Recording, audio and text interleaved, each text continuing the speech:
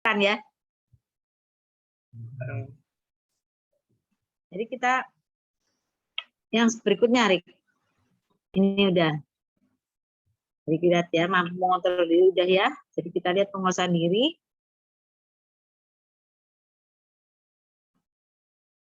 Jadi penguasaan diri sekali lagi tadi pikiran ya, cara berpikir itu memang pikiran gitu tuh susah dikuasai. Sekali lagi ya. Kalau kita harus memikirkan perkara-perkara dari roh. Tadi Roma 8 ayat 5 ya. Tadi dibilangnya Roma 8 ayat 5. Sebab mereka yang hidup menurut daging memikirkan hal yang dari daging. Mereka yang hidup menurut roh memikirkan hal-hal yang dari roh. Itu Roma 8 ayat 5. Coba supaya jelas yang lain ada enggak? Roma 8 ayat 5 kita lihat ya. Coba ya.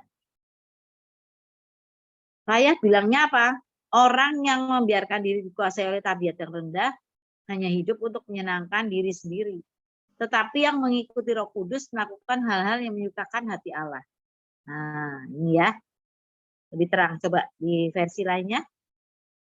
Mereka yang hidup menurut diri mereka yang berdosa, pikiran mereka hanya memikirkan tentang yang dikehendaki diri mereka yang berdosa. Tetapi orang yang hidup menurut roh, memikirkan yang dikehendaki roh untuk melakukannya. Coba Kak. Orang-orang yang hidup menurut tabiat manusia terus memikirkan apa yang diinginkan oleh tabiat manusia. Tetapi orang-orang yang hidup menurut roh Allah terus memikirkan apa yang diinginkan oleh roh Allah. Jadi pikiran itu memang harus diberikan kepada Tuhan. Supaya Tuhan itu menguasai roh, menguasai pikiran kita. Ya, tadi saya bilang kalau berdoa pun roh bisa mengembara loh. Jadi kalau begitu mau mengembara kita kembalikan pada Tuhan dan memikirkan apa yang Tuhan inginkan dari kita supaya kita dapat menguasai pikiran kita. Supaya enggak ngawur kemana-mana ya. Sekarang kita lihat ya, ini tadi pikiran yang harus kita kuasai. Yang nomor 2 yang harus kita kuasai adalah lidah.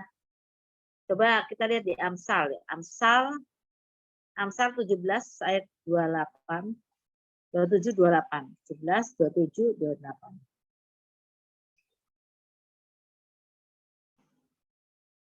Saya baca dari coba ayatnya yang terjemahan baru. Orang yang berpengetahuan menahan perkataannya. Orang yang berpengertian berkepala dingin. Juga orang bodoh akan disangka bijak kalau ia berdiam diri dan disangka berpengertian kalau dia mengatupkan bibirnya.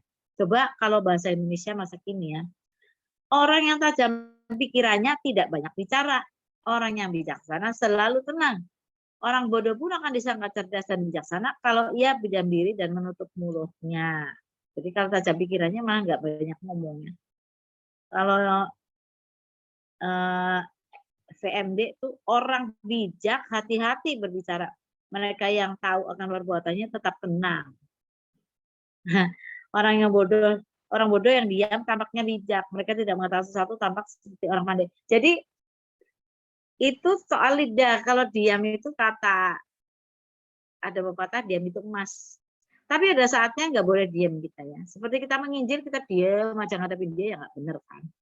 Misalnya kita jadi pendeta ada di atas terus kita diam aja. Itu memang tidak berfungsi ya, nggak benar. Jadi itu soal diam adalah emas tuh ketika apa?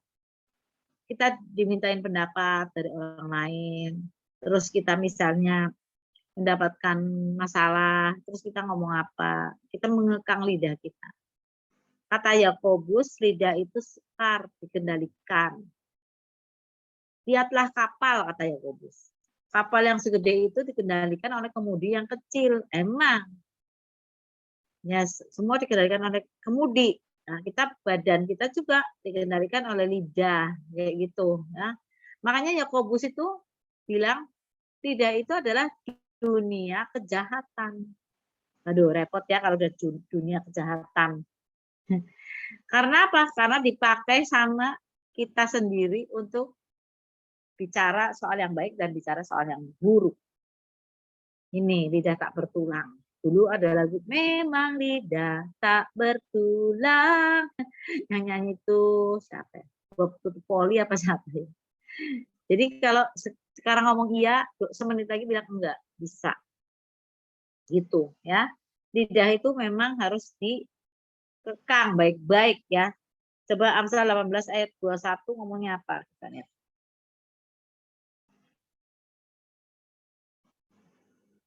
Ayat 21 itu harusnya hafalan. Hidup yang dan mati dikuasai lidah, siapa suka mengemakannya akan memakan buah. Hidup mati dikuasai oleh lidah.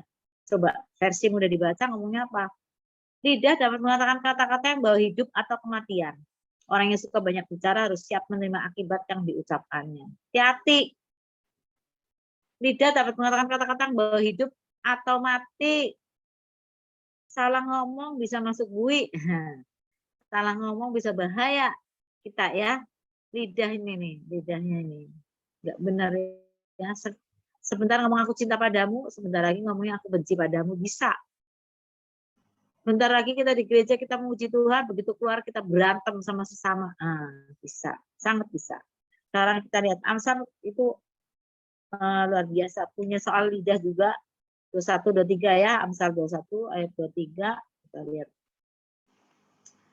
Orang yang hati-hati terhadap perkataannya akan menyelamatkannya dari kesulitan.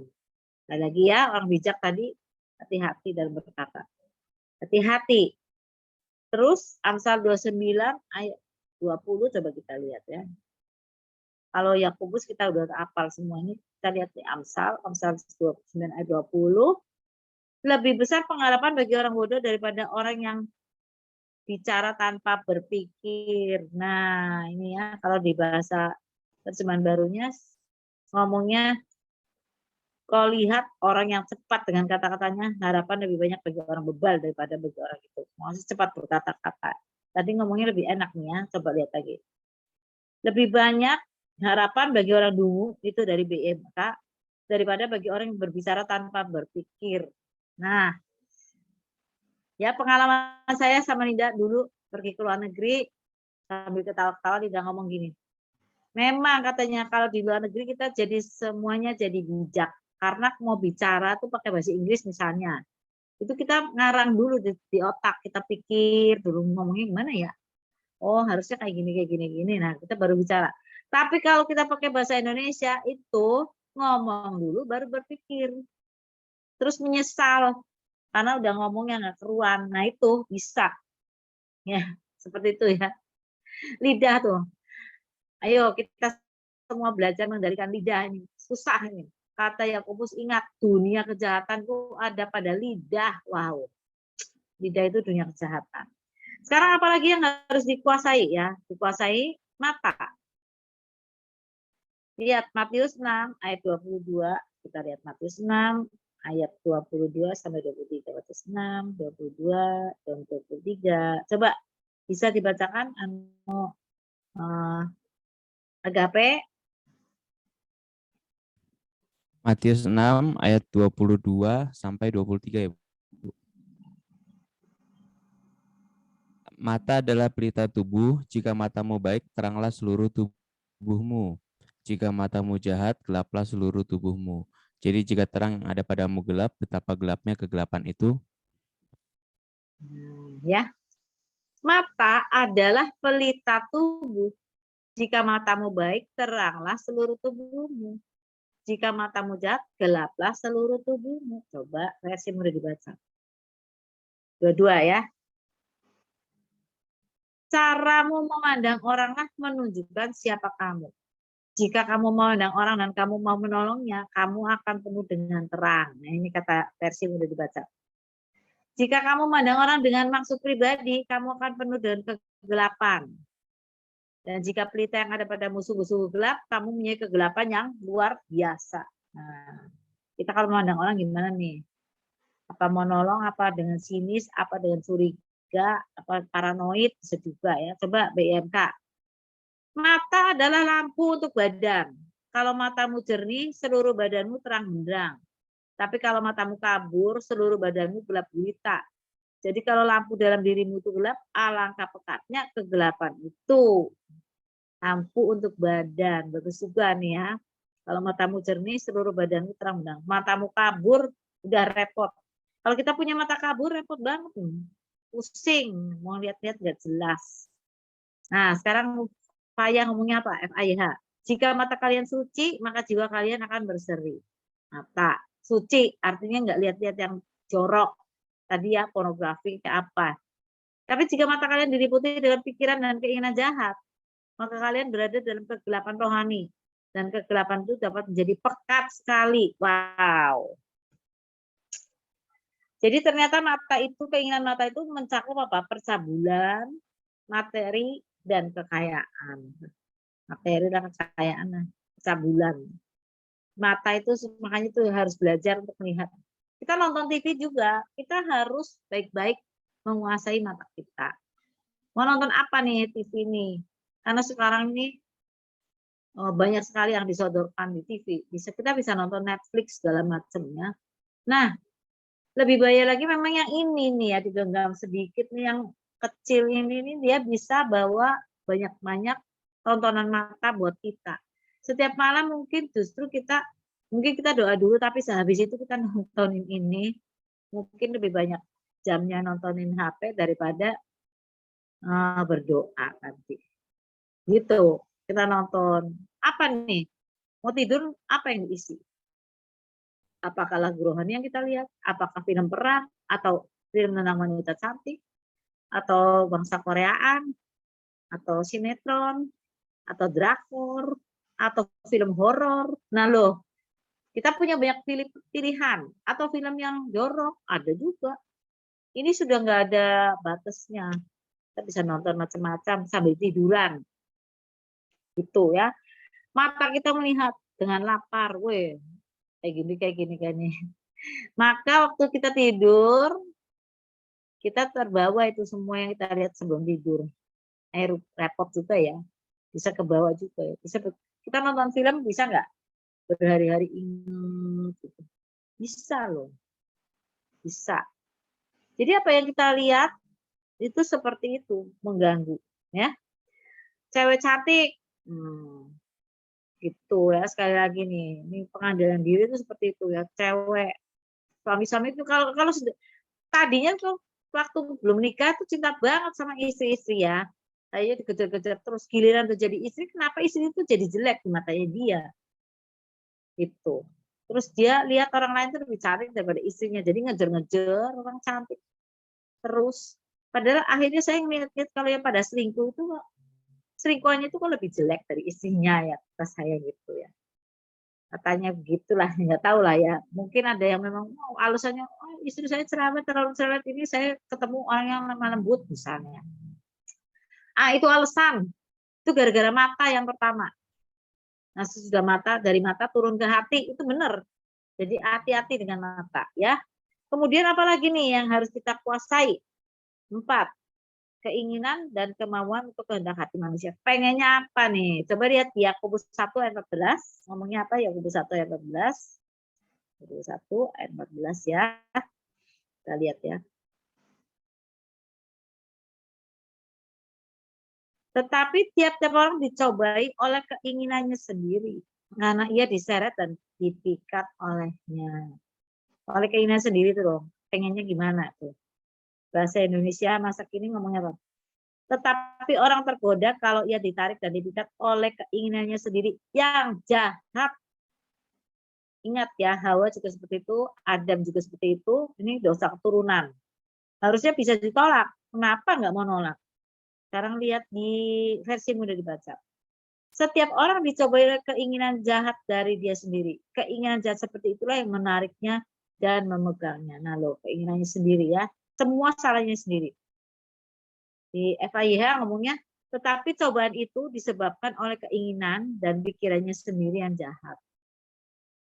Kemudian pikiran jahat itu disusul oleh tindakan jahat yang nggak tahan hukuman mati dari Allah. Nah, jadi semua cobaan itu disebabkan oleh keinginan dan pikiran sendiri. Jadi kalau kita sampai jatuh dalam dosa, itu salah sendiri. Jangan nyalain orang lain. Kita tuh dosa keturunannya tuh nyalain orang lain. Adam pertama ditanya sama Tuhan. Tuhan bilang, Adam, kenapa kamu makan buah itu? Iya Tuhan, perempuan yang kau beri padaku itulah yang memberi buah itu sama aku. Pertama dia nyalain Tuhan. Kenapa Tuhan ngasih perempuan ini? Yang kedua dia nyalain Hawa juga. Ini isi perempuan ini yang bawa sama aku buahnya. Terus Tuhan ngomong lagi sama Hawa. Hawa, kenapa kamu seperti itu? Itu Tuhan, si ular. Gitu.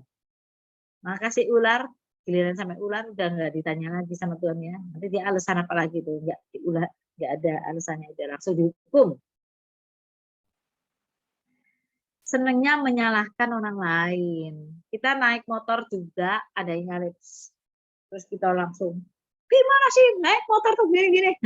Padahal kita sendiri salah karena naik motor jalannya di tengah. Kalau sampai diseret sama orang, disalip sampai begitu, ya salahnya kita gitu. Tapi kita seringkali tidak mengakui bahwa itu kesalahan kita. Nah, kita ngelamun, kita dicemprit sama orang, diklakson, kita marah-marah. Padahal memang kita ngelamun, jadi jalan nyetir mobil juga nggak karuan, misalnya seperti itu.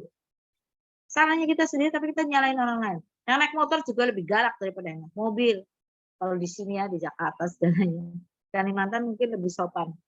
Jakarta, di Bandung ini, giliran si motor tuh misalnya nempet mobil nih, maka dia lebih melotot daripada yang punya mobil. Melotot dia, marah sama yang punya mobil. Kenapa kamu nyampe saya? Padahal dia yang nempet. Tapi dia marah sama kita.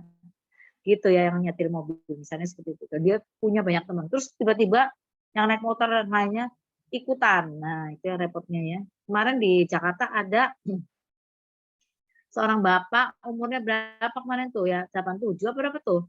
Nyetir mobilnya sendiri, diteriaki maling oleh seorang. Wah, langsung dikeroyok sama orang banyak. Mati dia dipukulin. Orang banyak, mobilnya penyok. Mobilnya sendiri padahal bukan rusak semua. Bukan mobilnya orang lain ya. Ya, mobil apa? Mercedes kan itu ya. Iya, dengar kan kabarnya ada tuh dua waduh. Kasihan banget tuh. Kemarin saya naik ke Jakarta tuh dia tubuhnya masih di Heaven di Fluid ya, tempat rumah duka. Kasihan banget. Nggak salah nggak apa diteriakin maling lagi. Siapa tuh yang pertama teriak maling? Orang dia nggak maling nggak apa. Udah gitu emangnya orang tua kayak gitu bisa maling? Umur 87 masih maling mobil gitu misalnya. Kalau anak muda sih ayu. Orang muda, orang tua segitu 87 misalnya, waduh. Nah, jadi seperti itu. Itu karena hati manusia tidak baik ya. Sekarang nomor 5. Apalagi yang harus dikuasai? Itu hawa nafsu ke daging. Nah, tadi daging lagi ya, daging ya. Galatia 5 ayat 19 sampai 20. Coba kita baca ini ramai ini Galatia 5 19 sampai 20. Kalau 22-nya adalah buah roh. Kalau yang ini sebelumnya buah roh disebut seperti Galatia terjemahan. Coba dibaca dulu Erik apa Agape?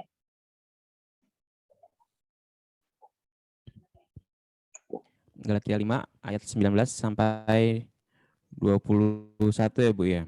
Ya. Perbuatan daging telah nyata yaitu percabulan, kecemaran, hawa nafsu, penyembahan berhala, sihir, perseteruan, perselisihan, iri hati, amarah, kepentingan diri sendiri, percideraan, roh pemecah, kedengkian, kemabukan, pesta pora, dan sebagainya. Terhadap semuanya itu kuperingatkan kamu seperti yang telah kubuat dahulu, bahwa barang siapa melakukan hal-hal yang demikian, ia tidak akan mendapat bagian dalam kerajaan Allah. Ini rame nih perbuatan daging ya. Ada percideraan segala ini kadang-kadang saya tidak ngerti, saya baca terjemahan lain. Nah, tadi apa aja dibaca? PIMK ya, keinginan tabiat manusia nyata dalam perbuatan-perbuatan yang cabul, kotor, dan tidak patuh. Dalam penyembahan berhala, ilmu guna-guna, dalam bermusuh-musuhan, percideraan tuh kayaknya musuh-musuhannya, berkelahi, cemburu, lekas marah, mementingkan diri sendiri, perpecahan, dan berpihak-pihak. Iri hati, mabuk-mabukan, pesta-pesta, dan lain-lain. Mabuk itu keinginan daging. Cemburu, keinginan daging. Musuhan, keinginan daging. Lekas marah, keinginan daging. Perpecahan, keinginan daging juga ya. Kalau penyembahan berhala, pasti ya. Terus ini Kalimantan ini sekarang sedang heboh ya karena ada dapat hinaan dari siapa tuh Edi siapa. Maka sekarang lagi cerita tentang Mandau bisa terbang segala macam itu. Wah, itu marak di dunia maya ya. Orang Dayak tidak boleh diremehkan. Ya. Seperti itu ya. Memang yang meremehkan juga kurang ajar, yang ngatain monyet segala macam. Padahal Kalimantan itu kota besar, banyak kota besar di situ. Banyak juga orang-orangnya. Dan suku-suku Dayak itu cantik-cantik ya. Buktinya Erik juga isinya orang Dayak ya. Agape juga ya. Wah, cantik-cantik, putih, luar biasa ya, dihina. Keinginan menghina itu juga termasuk keinginan daging. Masuk ke dagingan itu bikin menyulut ke kemarahan orang lain. Keinginan daging itu kenapa sih harus menghina orang lain gitu ya? Coba di VMD ngomongnya apa? Kesalahan yang dilakukan oleh diri kita yang berdosa sudah jelas. Melakukan dosa pencabulan, yang kotor secara moral, hawa nafsu yang memalukan, menyembah berhala, sihir, benci, perkelahian, iri hati, marah, mikirkan diri sendiri, menghasut orang, sehingga orang lain ribut, memecah belah, menghasut orang ya, cemburu, mabuk-mabuk, pesta pora dan lainnya. Udah kenyang lah, itu hawa nafsu kedagingan. Kita tidak boleh seperti itu. Kita tahu kita harus mengendalikan diri dari hal-hal seperti itu. Jadi kita tidak boleh cabul, nggak boleh selingkuh. Istri cukup satu, suami cukup satu. Nggak ada poligami atau poliandri, nggak boleh. Dari semula Tuhan menciptakan hanya Adam dan Hawa, bukan Adam dan Hawa dan Mina dan Siti dan yang lain-lain. Bukan juga Hawa dengan Adam dan Beno dan Benab dan lain-lain, ya. Tapi dia menciptakan Adam dan Hawa, satu suami untuk satu istri. Ya, sudah, jangan cabul ya. Biar orang lain cantik, pokoknya paling cantik di dunia itu istri sendiri ya.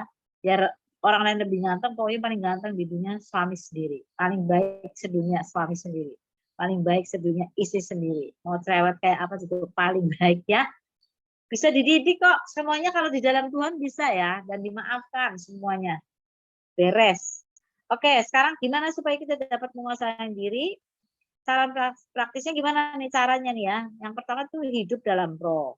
Galatia 3 ayat 25. Hidup dalam roh. Galatia 3 ayat 25 ngomongnya apa? Sekarang iman itu sudah datang, jadi kita tidak hidup dalam Taurat. Ya, hidup dalam roh ya, Galatia 3 ayat 25. Kita tidak lagi di bawah Taurat, tetapi hidup di dalam roh. Ini hidup di dalam roh. Sebab kamu semua dan anak-anak Allah karena iman dalam Yesus Kristus. Kamu ada dalam Yesus Kristus, jadi hidupnya dalam roh. Kemudian taat ya, harus taat. 2 Timotius 2 ayat 3 sampai 4. 2 Timotius. Taat kepada siapa? Taatnya kepada Tuhan dong. Jangan taat sama iblis, atau taat sama istri, atau taat sama suami lebih daripada kepada Tuhan. Ya, coba ya 2 Timotius 2 ayat 3 sampai 4. Ikutlah menderita sebagai seorang prajurit yang baik dari Kristus Yesus.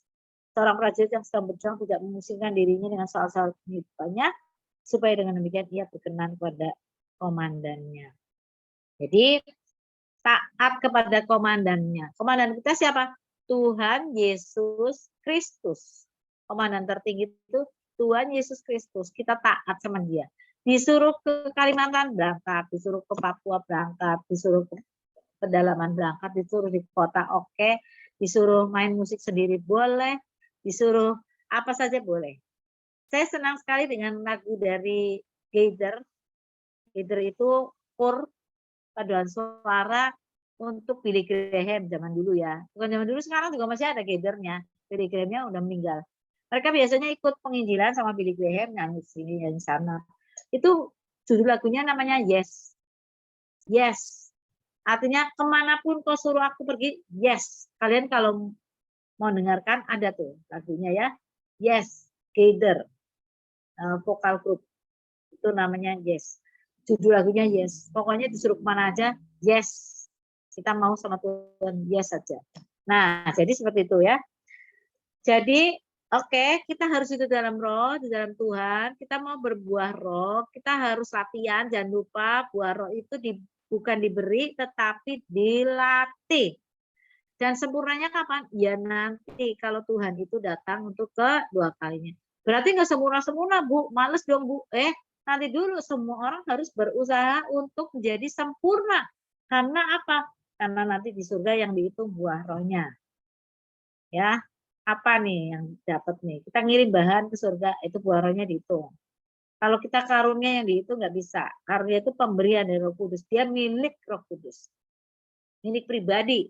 Dia memberikan pada kita. Kalau buah roh itu adalah sifat Roh Kudus, sifat Tuhan Yesus yang harus kita miliki, gitu ya. Kita mesti latihan terus ya. Nanti dihafalkan Amsal 25 ayat 28, jangan lupa supaya kita betul-betul dapat dapat mengendalikan diri banget ya. Amsal 25 ayat 28 itu bunyinya tadi kita sudah baca, saya baca lagi.